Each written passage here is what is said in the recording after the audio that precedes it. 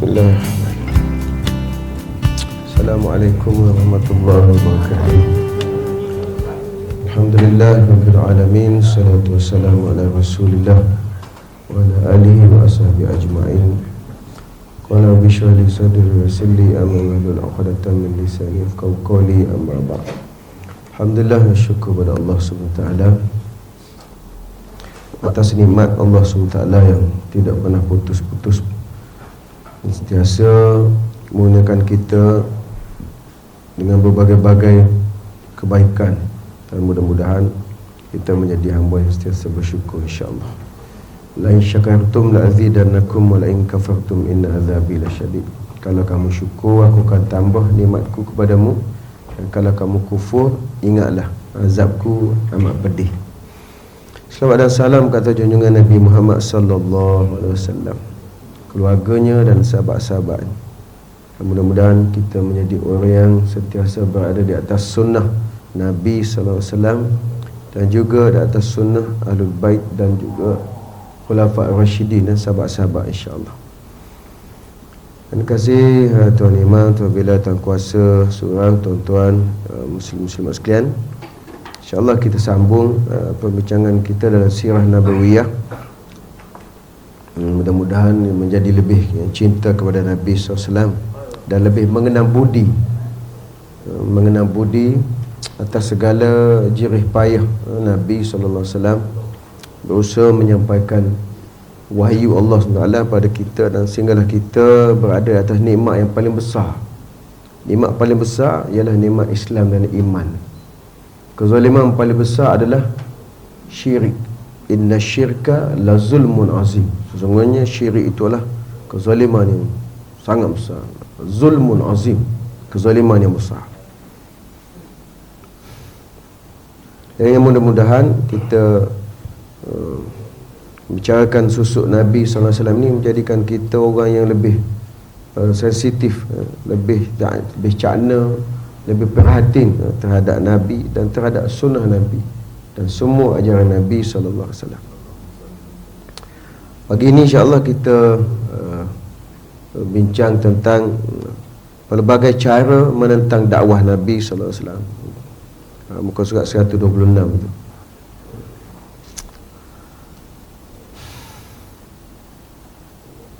Qala al-muallif tu maksudnya penulis berkata, bila orang Quraisy melihat bahawa Nabi SAW tidak dapat dihalang daripada menjalankan dakwahnya dengan cara itu dan ini, mereka memikirkan cara-cara lain.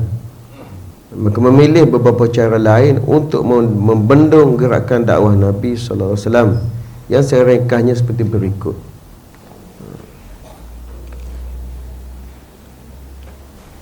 Pujuk rayu telah dibuat, seksaan pun telah dibuat, macam-macam. Kita dah bincang sebelum ni. Kemudian apa lagi, ugutan pun telah dibuat, tapi tak hebat lagi. Selepas ni lagi hebat, tapi mana sudah banyak buat, ada macam-macam. Dan akhirnya mereka rancang untuk apa? Iaitu mengejek dan memperlekehkan dan memperolok-olokkan dan mendustakan dan mentertawakan, dan ini bertujuan untuk memalukan orang-orang Islam serta melemahkan semangat mereka.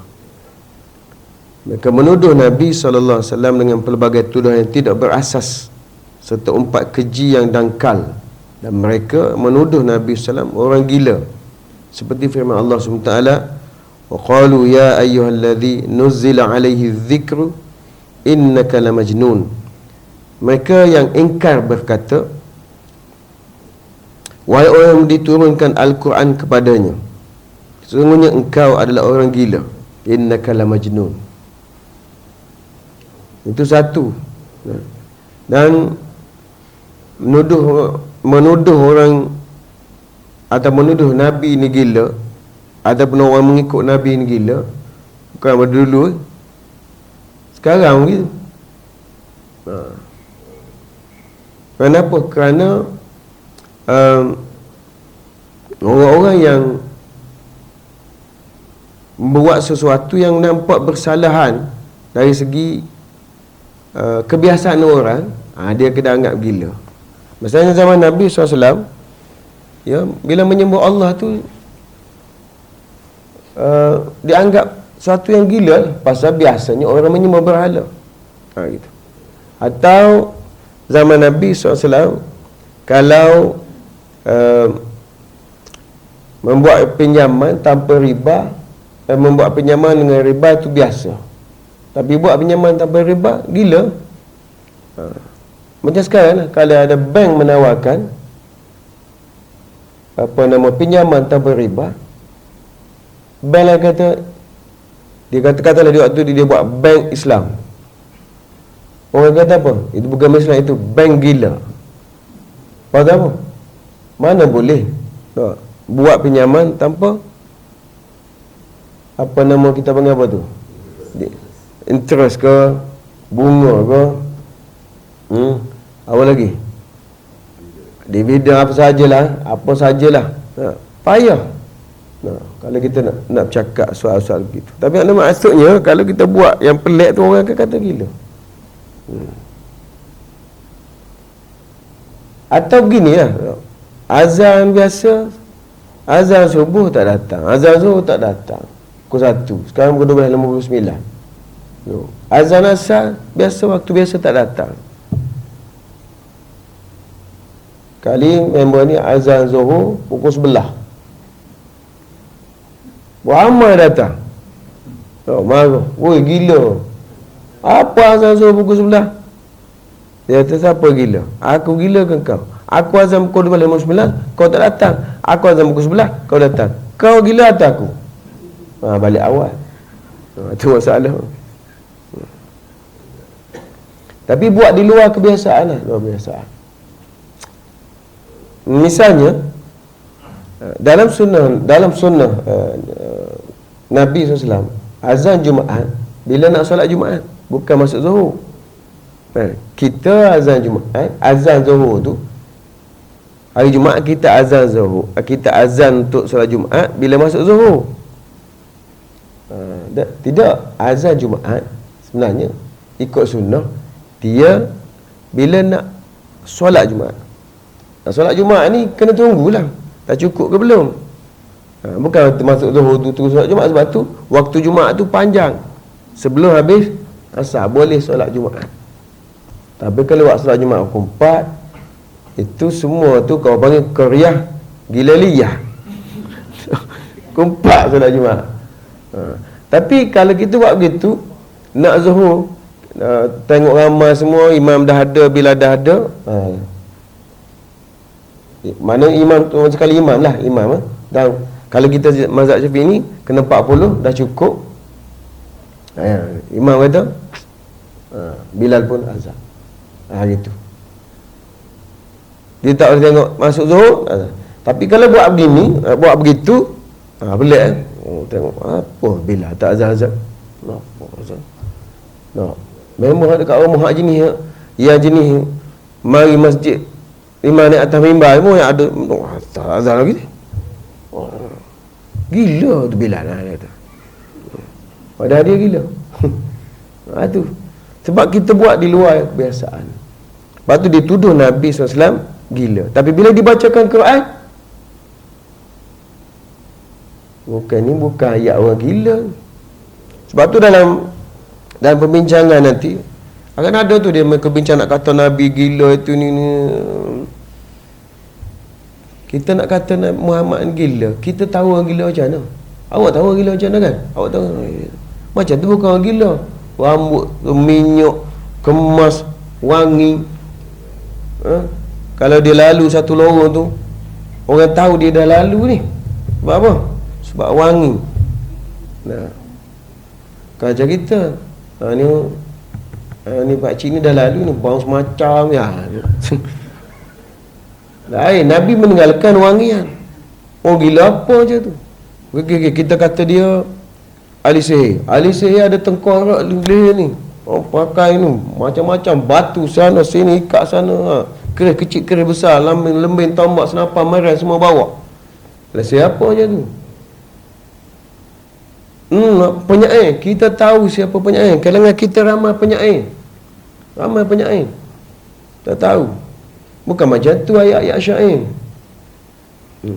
Akhirnya tak tahulah nak kata apa. Kita kata ahli sihir lah. Pasal apa ahli sihir? Sebab bila dengar apa dia kata, dia akan memisahkan antara suami dan isteri, ayah dan anak-anak. Bila masuk Islam maksudnya. Tapi dia sebut tuan-tuan, nak kata gila tak boleh. Tapi mereka cuba kata gila. Dan mereka menuduh Nabi SAW sebagai ahli sihir dan pembohong, seperti firman Allah Ta'ala, wa ajibu an ja'ahum munzirun minhum wa qala al-kafirun hadha sihrun kadzdzab. Mereka yang mengingkari kerasulan Nabi Muhammad itu merasa heran dan bahawa mereka didatangi oleh seorang Rasul pemberi peringatan daripada kalangan mereka sendiri. Orang yang kafir itu berkata, orang ini adalah ahli sihir, lagi banyak berdusta. Tuan-tuan, Abu Sufyan pada tahun ke-8 tu, pada tahun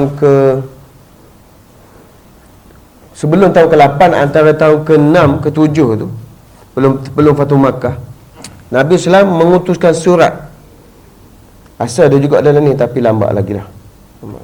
Tak dah sempat dengan kita.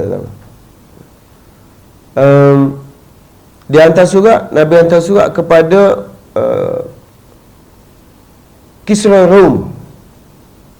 Dia tulis bi Muhammad Rasulullah ila Kisra Al-Azim, aslim taslim. Daripada Muhammad SAW, Rasul, kepada pemimpin Kisra Agung, Islamlah kamu, kamu selamat.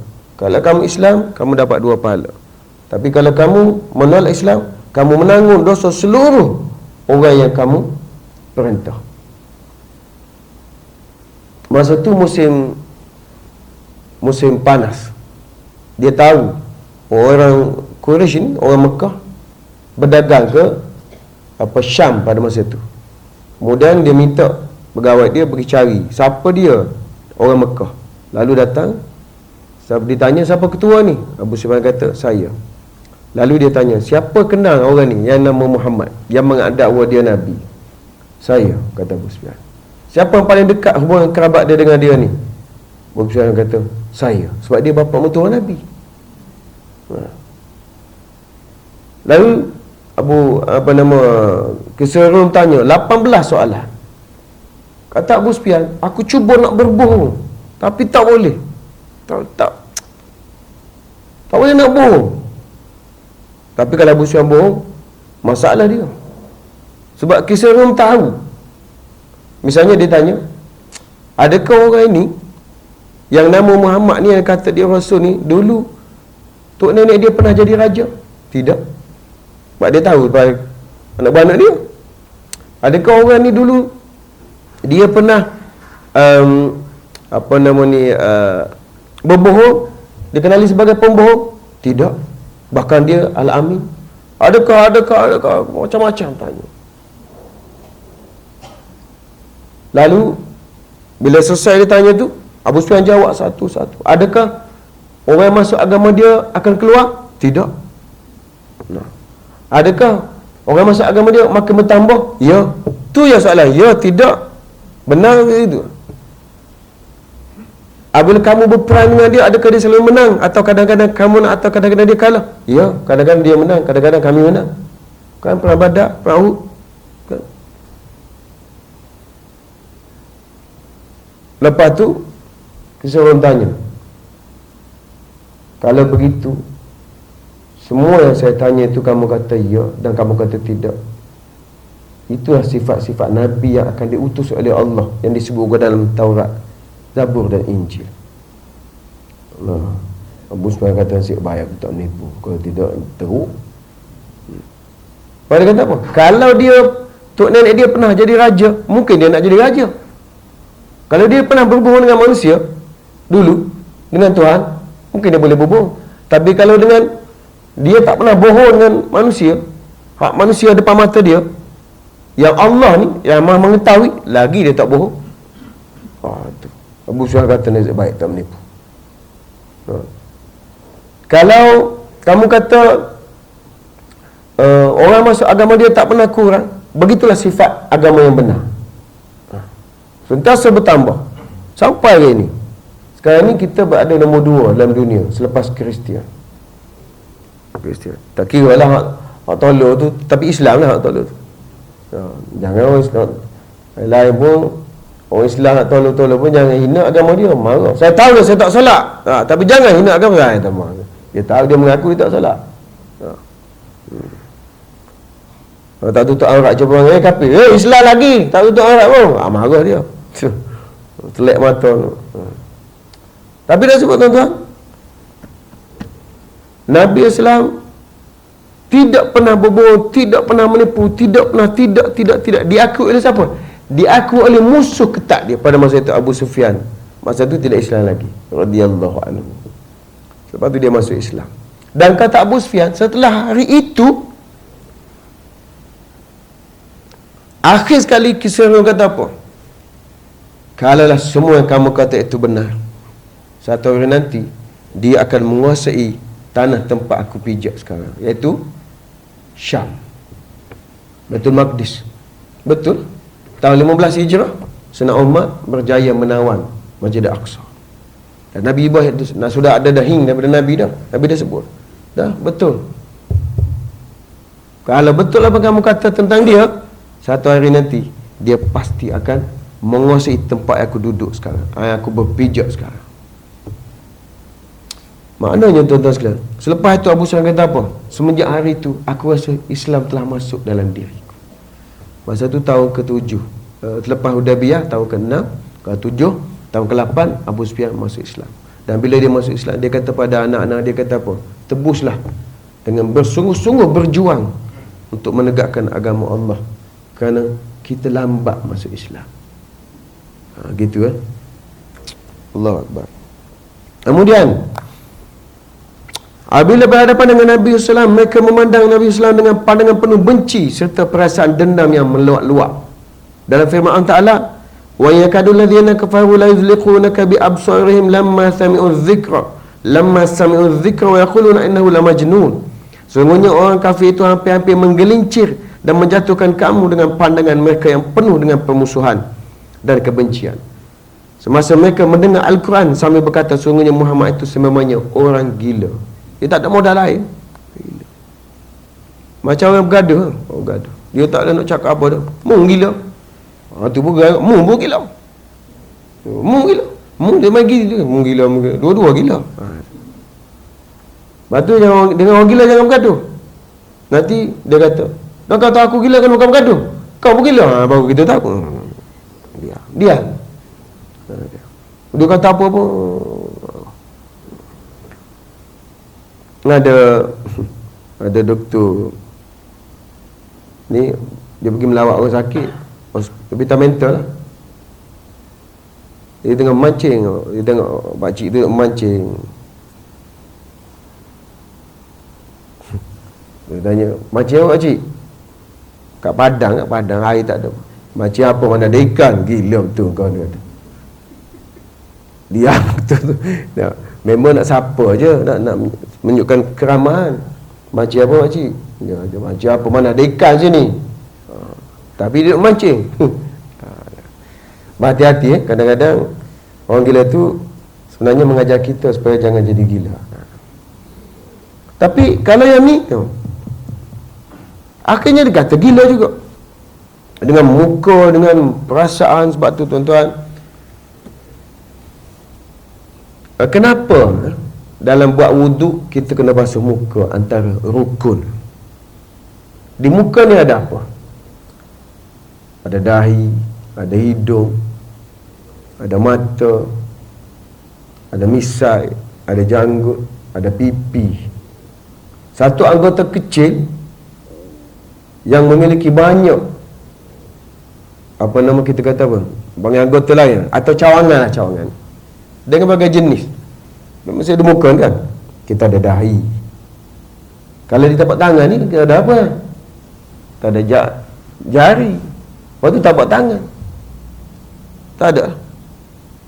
Lepas tu kita akan kesan merah kalau penampar orang.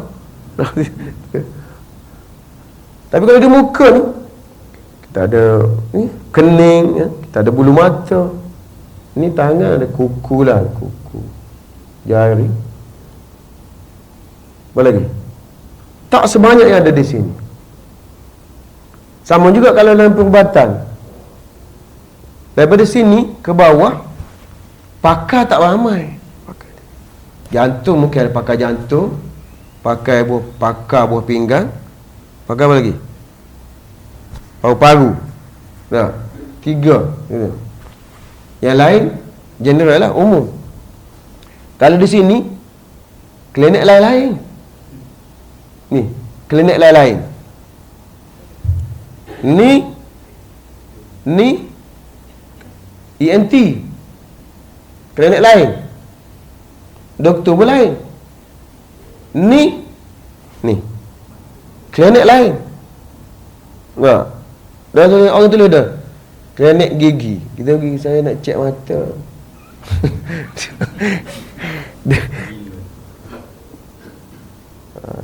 Doktor pun keluar nak cabut gigi. Mai saya nak cabut mata. Sembuh terus. Orang tulis dah klinik gigi, dia cek mata. Saya tak nampak lah kan saya sakit mata. Nasib baik. Boleh jawab. Klinik mata tu, mata. Cek mata, pasal cek gigi.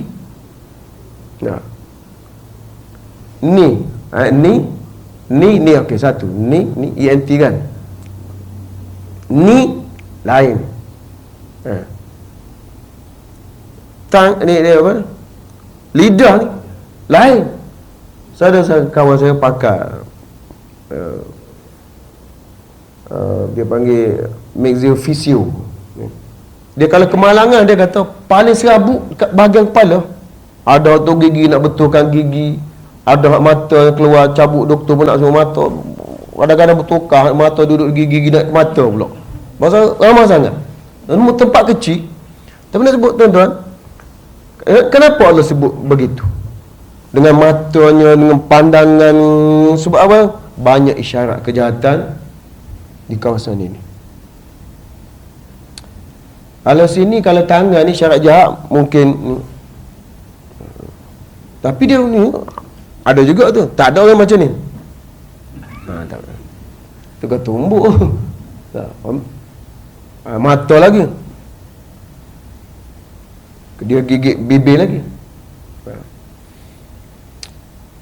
Tapi kalau ni, dia ada isyarat jahat. Sebab tu Nabi pernah dalam satu peperangan, dibawakan tawanan itu, Nabi harapkan dia dibunuh. Nabi harapkan ada sahabat bangun bunuh dia. Kemudian bila ditanya-tanya, Nabi kata tak apalah, dibebaskan. Lepas tu Nabi kata, kenapa tak ada orang bangun bunuh dia? Sahabat kata, kenapa tak isyarat mata buat macam ni? Nabi kata, Nabi Rasul dia tidak khainatul ain. Khainatul ain, dia tak main syarat jahat. Kan mata kan syarat jahat. Itu ada dalam, kalau tuan-tuan rajin baca lah, boleh beli, tapi sekadar untuk ilmu boleh lah, saya cadangkan. Imam Fakhr Razi, dia panggil ilmu firasat, ada terjemahan dia. Saya pernah tunjuk dalam buku tu, warna hijau. Tak pernah? Firasat, buku tu tajuk dia Firasat. Imam Fakhr Razi kalau tak saya. Firasat, Imam Fakhr, F-A-K-H-R-U, Imam Fakhruddin Ar-Razi. Ada. Ada buku ni, Kitab Firasat, Imam Fakhruddin Ar-Razi. Boleh beli. Pasal apa saya kata boleh beli? Kalau nak tengok menantu, nak tengok calon menantu.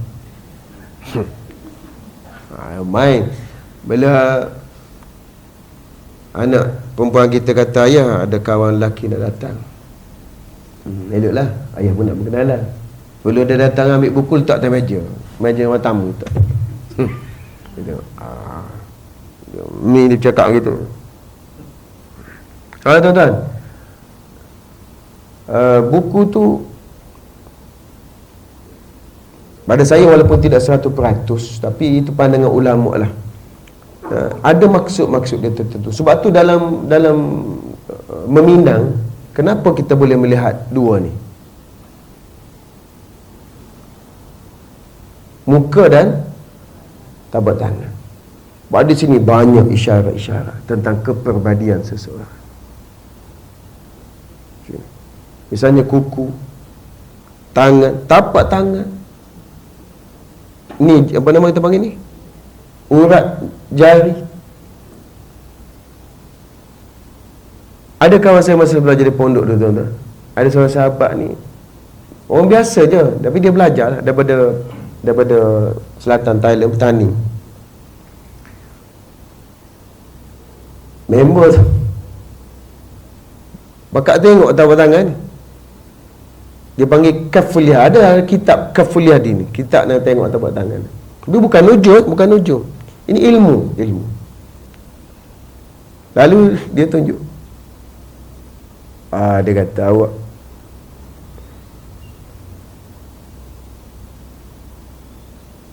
awak ada tek lalak di kemaluan. Betul tak? Betul. Betul Syah, betul. Betul. Kita tengok. Dah baru jumpa. Tapi sebut tuan-tuan, ada ilmu. Sebab tu saya nak bakar antara orang yang alim tentang ilmu nasab berdasarkan melihat kepada anggota badan, jari kaki misalnya. Ada hubungan nasab. Ada nampak tangan, okay? Mata. Ada orang kan misalkan ada orang, misalnya kalau budak-budak kan, kadang-kadang ya kita belajar sikit kan, kita tengok awak, muka awak berlemak kan, okay? Awak belayar. Ada seorang tu pula tu badan besar. Saya rasa mak ayah awak kurus kan, tapi atuk awak gemuk, berlemak kan. Macam mana saya tahu? Sebab saya tengok dah dia kurus. Mak dia kurus, saya kata ni mesti belah tok ni. Ia tak tahu, kita tengok dahil dia. Tapi bila mak ayah tak gemuk, anak gemuk mesti belah tok. Ada sahabat anak dia hitam. Bawa jumpa Nabi SAW. Ni belajar lain pula dah. Lain pula cerita ni. Lain kali. Kita buat keluar subuh khusus yang tu ayat dalam sirah. Tak saya habiskan tu kan. Anak dia hitam. Dia confused pasal apa, aku putih, bini putih, anak aku hitam. Tapi dia tak syak isteri dia berzina. Dia jumpa Rasulullah. Kenapa anak saya hitam, saya putih, bini putih? Nabi kata,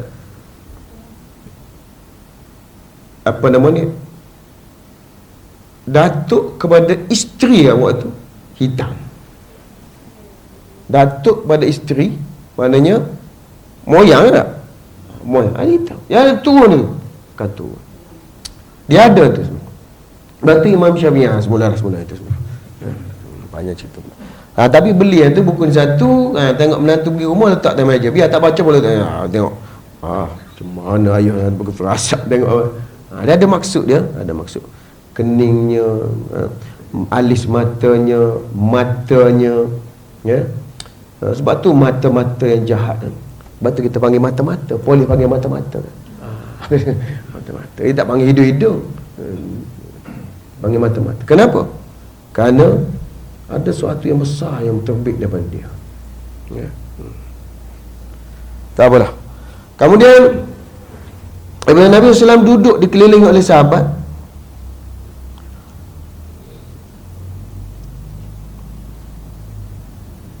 bila Nabi SAW duduk dikelilingi sahabat-sahabat baginda yang lemah, orang Quraisy mengejek dan berkata, itulah jenis rakan-rakannya. Allah sebut, wa kadzalika fatanna ba'dhum bi ba'dhin liyaqulu ahaula'i manallahu 'alaihim min bainina alaysa Allahu bi'alama bisyakirin. Demikianlah kami uji sebagian mereka dengan sebagian yang lain, contoh dengan orang kaya dengan orang miskin, supaya mereka berlumba-lumba mendahului keimanan, supaya mereka berkata, inikah orang yang telah dikurniakan nikmat hidayah oleh Allah pada mereka di antara kita? Bukankah Allah lebih mengetahui akan orang yang bersyukur? Maksudnya apa?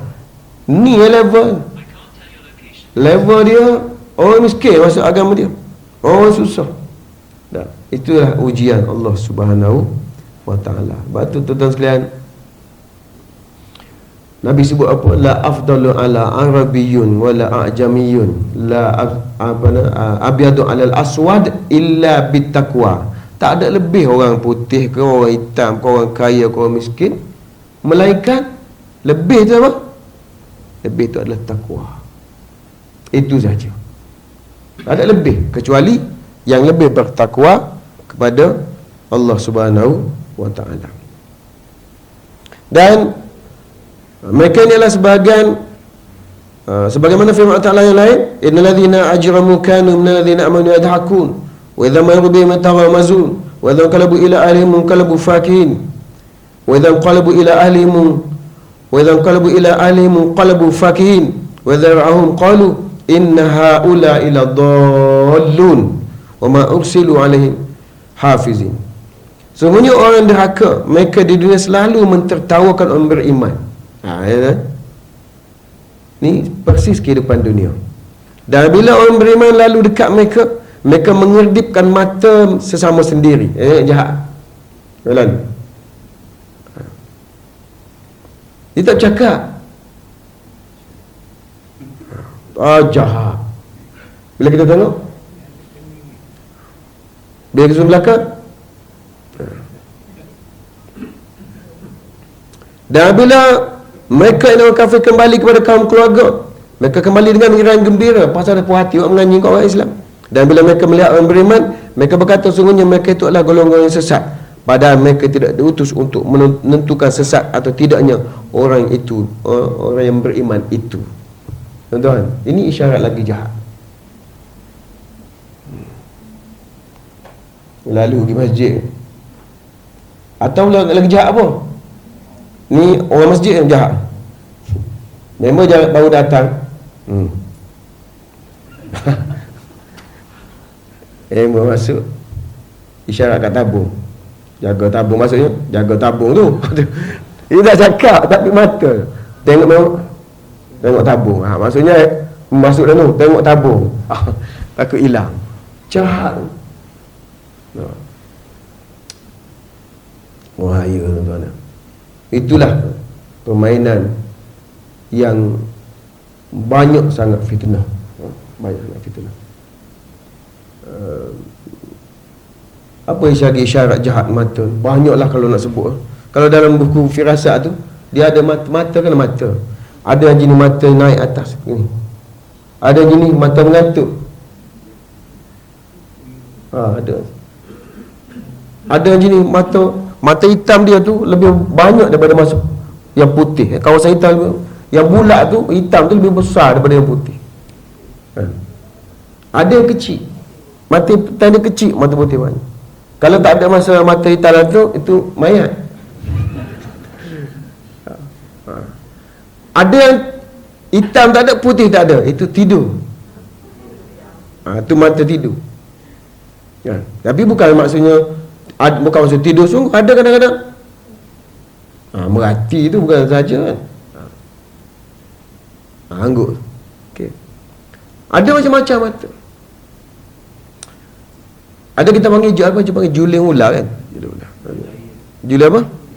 Juling air. Ada kot ni, baru pernah dengar. Juling air. Juling ular.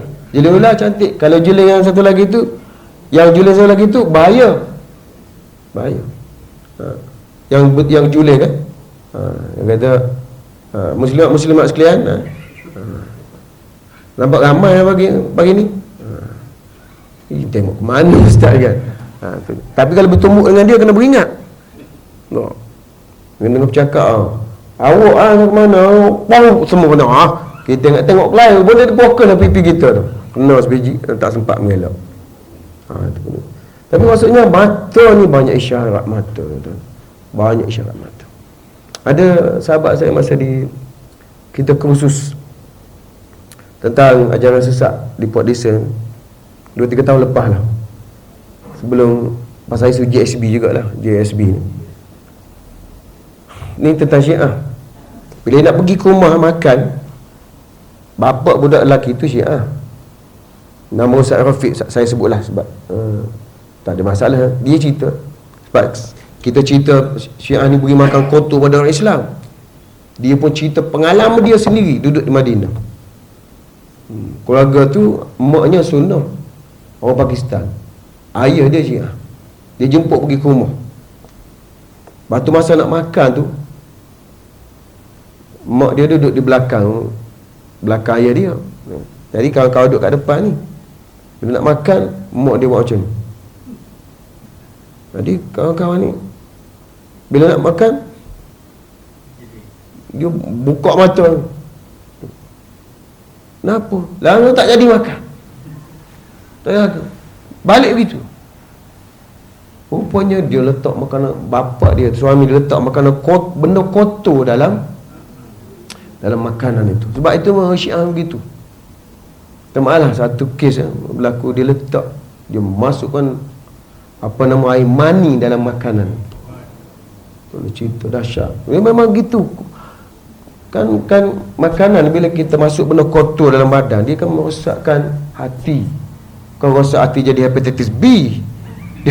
Dia jadi rosak, susah nak dapat hidayah, kan, susah nak menerima kebaikan. Dia gitu. Waktu dia suka beri makanan kotor. Macam GSB kan, GHISB kan, kalau beri kawan. Sumber dia tu, siapa cakap? Tukang masak dia beritahu saya. Bukan saya lah, kami. Masa tu kursus. Dulu saya tak cakap, cuma saya beri hina je ke dulu kan. Ni kita cakap apa sahaja fatwa sesat. Ni Selangor kan. Kau wilayah tak boleh lagi. Wilayah baru bincang semalam, lambat wilayah 24 baru bincang. Dia betul aku main lambat sikit. Dan memang pun yang menggerakkan kita panggil apa, usaha untuk mencari dan memfatwakan JSB Saat ni adalah daripada Jabatan Agama Islam Selangor.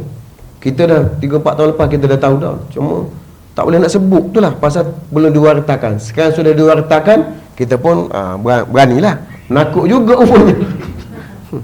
Tak, dari segi undang-undang tak boleh lah. Segi undang-undang tidak diwartakan, tak boleh sebut. Salah. Salah. Jangan sebut tu kan, asasnya makanan kotor. Siapa-siapa pun begitu. Tapi orang Islam tidak. Orang Islam dia tak beri makanan kotor pada orang bukan Islam. Dia beri yang baik-baik. Wa yut'imuna at'ama ala hubbi miskina wa yatima wa asir. Termasuk tawanan, kena beri makanan baik-baik. Beri makanan baik-baik. Tak boleh beri makanan kotor. Bahkan dalam peperangan Nabi tu, masa tu tak ada penjara, masa-masa kena balik tawanan di rumah. Letih kan? Bila masuk tawanan di rumah ni, sahabat Kapit Kuri ni kena tawan. Ketahuan tu sedang marah dia juga. Dia ada rumah dia di Madinah, dia balik tu tak di rumah, jadi beri makan. Memang tanya pasal apa kau makan roti kerah, kau makan roti lembut. Patutnya aku lah makan roti kerah, kau makan roti lembut. Aku kan tawanan. Nabi kami pesan, Allah sebut wa yut'imuna at'ama ala hubbihi miskinan wa yatima. Kamu kena makan makanan yang kamu suka pada anak yatim, orang miskin dan tawanan. Masuk Islam awal. Tuan-tuan ingat tak pemberita daripada British ke apa, yang pergi ke Afghanistan tu, dia bawa kamera jatuh kan, perempuan, lepas tu kena tawar, lepas tu dia kena penjara. Tadi dia perempuan, di dalam bilik tu tak ada tandas, dia ada kunci. Pengawal tu kata, kalau nak kencing, ini kunci keluar, buka. Baik tak ada kunci. Baik tak ada kunci ke? Kunci buat apa? Dah kalau lari nak pergi ke mana? Lama tengah bukit tu. Tapi maksudnya kunci yang nak kencing ambil. Ni kunci, ambil. Keluar. Lepas tu masuk, kunci balik. Lepas tu dia bincang, dia kata kalau awak lepaskan saya berjanji untuk mengkaji tentang Islam. Lepas tu dalam masa sebelum setahun dia dibebaskan. 6 bulan lepas tu dia masuk Islam. Sebab tu kalau orang tahu tentang kebahagiaan Islam, lain cerita dia. Kalau tak tahu je lain. Kalau tahu lain. Saya ada anak angkat sekarang ni, sudah saya resminya tak Islam lagi lah, tapi sudah Islam lah. Sebab dia tak berani lagi nak tukar dokumen sebagainya. Mesej, Ustaz, saya nak solat dalam tandas kat rumah boleh? Allah, saya kata,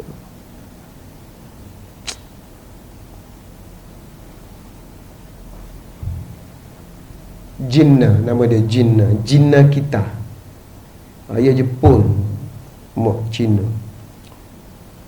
Boleh dah nak solat dalam tandas? Saya kata, Allahu Akbar, Jinnah. Orang lain solat kat masjid tak pergi, ada kapet. Pagi pagi Sabtu ada sarapan pagi, roti bakar. Hari ni apa ni? Rahsia. Tak pergi, awak nak solat dalam tandas. Saya kata, boleh lah. Tandas tu besar ke kecil? Besar, buat border sikit, pastikan bersih, solat lah. Cuma kalau boleh sebelum balik kerja tu, solat lah tempat kerja. Solat tempat kerja. Dan kalau dah malam, mak dia pula jenis perhatian, lambat balik, telefon. Anak perempuan seorang. Jadi dia tak declare lagi masuk Islam. Itu pun mak pun dah nampak dah. Tapi mak dia tahu pak awak dia orang Islam. Mak dia pak awak dia Islam. Boleh kahwin tapi tak boleh masuk Islam. Mak dia kata boleh. Tak apalah, kata doa lah. Mak awak bukan macam mak Abu Hurairah. Mak Abu Hurairah lagi teruk. Kalau kau tak keluar Islam, aku tak makan. Mak awak okey lagi, tak makan, gula dia. Tapi maksudnya tuan-tuan, nak solat sampai cari tandas nak solat. Kita ni kapet baru ni, apa nama, ingatkan salah surah tadi, ada mihrab baru, cantik, solat khusyuk. Itulah tuan-tuan sekalian. Ilmu nak sebutnya mainan mata ni jahat, mainan mata. Dan bukan orang biasa-biasa saja kena, Nabi SAW pun kena. Nabi SAW pun kena mainan mata. Sebab tu yang paling besar juga mata ni tuan-tuan, kalau kita tengok semua ayat ni sebut tentang mata ni, tentang gila, mengatakan menunjuk. Sebab tu antara penyakit yang boleh ditimbulkan oleh mata ialah penyakit ain. Penyakit ain. Besarlah anak-anak cucu kita, tahulah cucu awak tu cantik, gebu, putih. Janganlah 2-3 hari ambil gambar, upload masuk dalam TikTok, masuk dalam tu, dalam ni. Orang tengok, oh cantiknya budak ni. Jadi ain itu jadi penyakit tu. Tu je budak je demam, itulah, inilah. Tak boleh. Sebab tu orang tua kita dulu, bila tengok budak lawa, kalau orang Kelantan, Allah, bodohnya. Budak ni, bodohnya budak ni. Dia kata gitu. Dia tak kata, oh cantik lawa. Dia kata gitu. Tapi maksud sebaliknya. Gitu orang tua kita dulu. Dia tak kata. Tapi yang sekarang cakap jujur tapi bodoh. Jujur. Kata bodoh, takut budak, takut mak bapak marah pasal mak bapak tak kerti bahasa. Masuk bodoh, masuk hodoh tu bukan hodoh tu. Maksudnya cantik tapi nak mengelakkan ain. Biar anak-anak muda sekarang kena baca tu buku.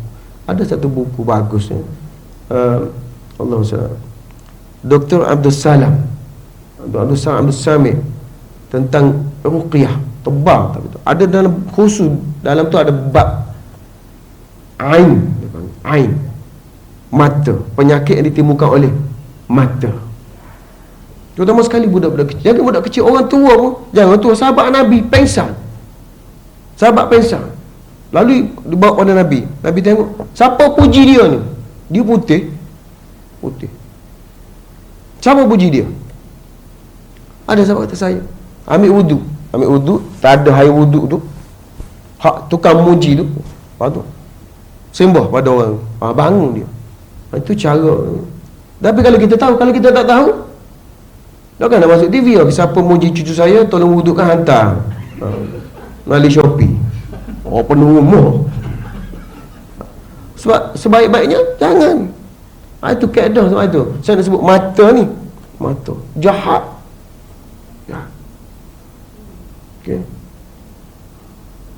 Sama juga dia buat tidur, dia tunggu anak dia balik. Tak tidur banyak. Anak dia kata lah, ingat kau tidur kena tipu lah. Jahat. Ada kadang-kadang dia buat tidur, ayah buka pintu, bunyi tutup, dia buka, dah gelap kan, dia bangun buka, kok handphone balik.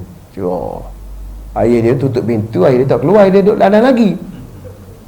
Ayah dia pun buka swing. Adalah tipu juga, mata punya pasal. Macam-macam sekarang ni. Sebab tu tuan-tuan sekalian, jagalah, mudah-mudahan kita tidak termasuk dalam orang yang Nabi Allah sebut ni jahat mata dia. Ni untuk orang kafir, tapi perangai ni boleh ada pada orang Islam.